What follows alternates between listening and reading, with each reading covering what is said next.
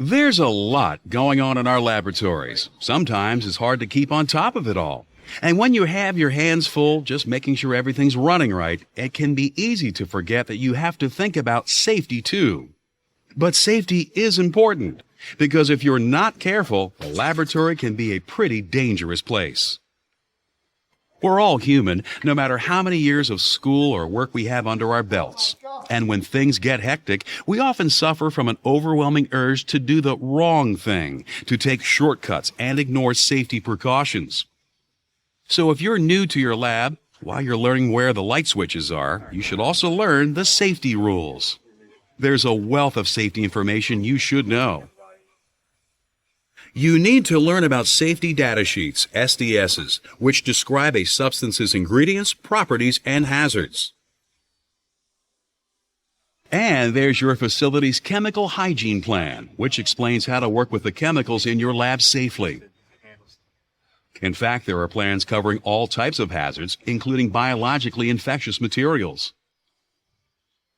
You may read about things such as RCRA, lockout, tagout, and respiratory protection. You could also take courses on how to use fire extinguishers, perform first aid and CPR, and other important topics as well. But remember, the courses and written plans are only sources of information. You're the one who has to put the knowledge they give you to work. The ultimate responsibility to be safe lies with you.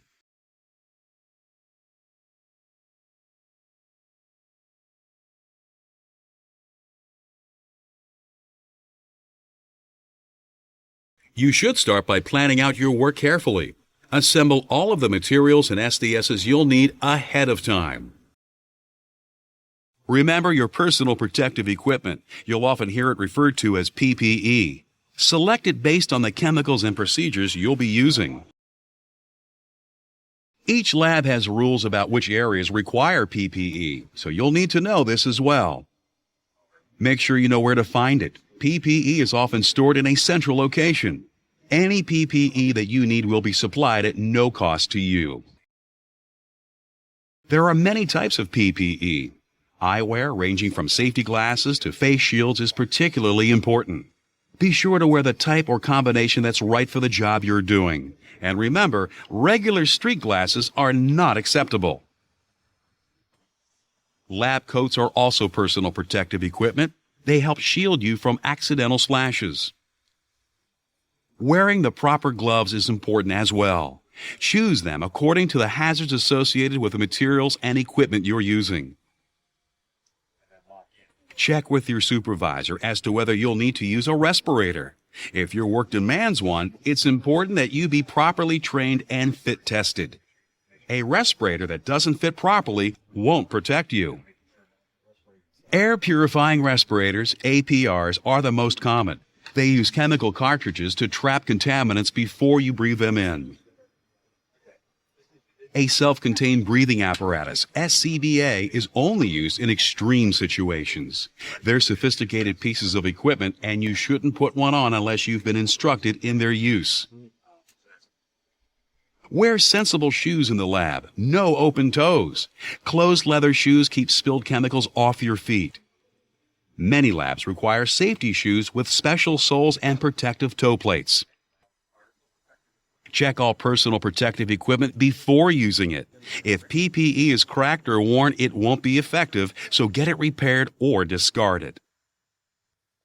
Remember to remove your lab coat and other PPE before leaving the lab area. And wash your hands. You don't want to take contamination with you.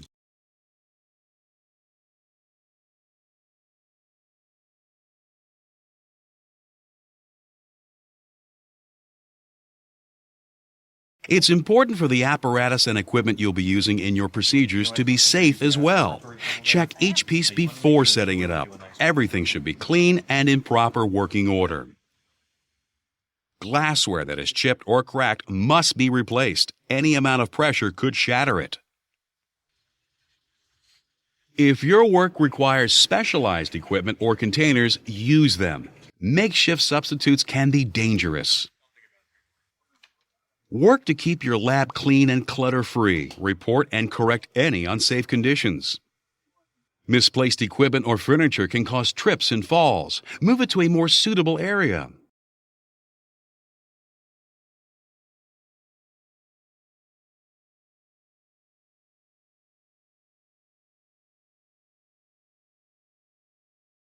You also need to know how to use ventilation controls, such as lab hoods.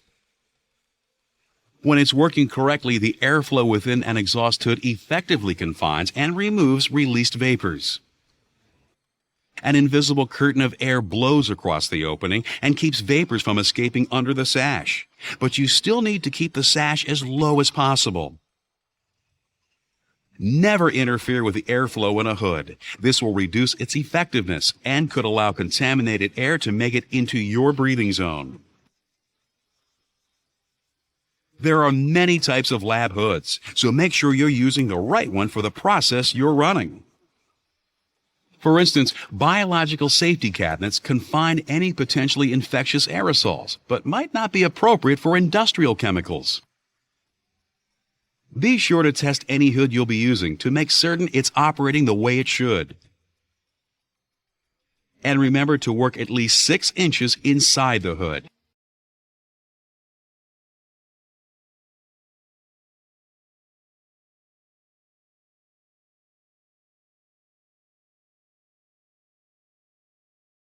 Storing your chemicals properly is extremely important. Try not to use bench tops or hoods as storage areas. Containers in these locations are too easy to knock over and are unprotected from accidental fires. Collect small quantities of flammables in UL-listed containers with spring-loaded caps. Place amounts greater than 1 liter in flammable storage cabinets. There are special regulations governing the use of compressed gas cylinders.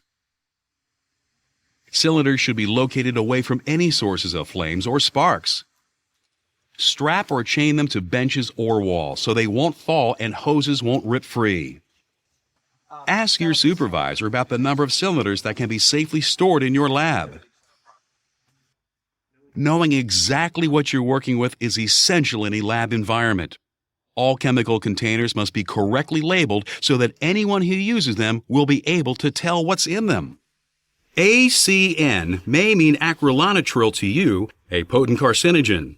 But to someone from outside your lab, ACN may indicate acetonitril, a common solvent. Writing out the proper name of a substance will also allow others to easily locate the chemical safety data sheet. Some experimental compounds may never have a written SDS. This doesn't mean there isn't a hazard. Make sure to determine the material's properties and take all the necessary precautions. Unauthorized experimentation, though, is never permitted. If an accident occurred and you weren't in the lab, no one would know how to handle it.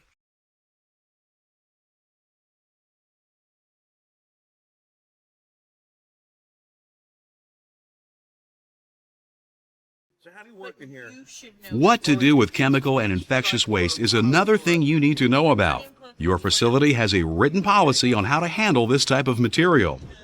Plan for how you'll dispose of any waste before you begin your work. A mistaken disposal could cause serious problems with public health and the environment, and could subject your lab to harsh criminal and civil penalties.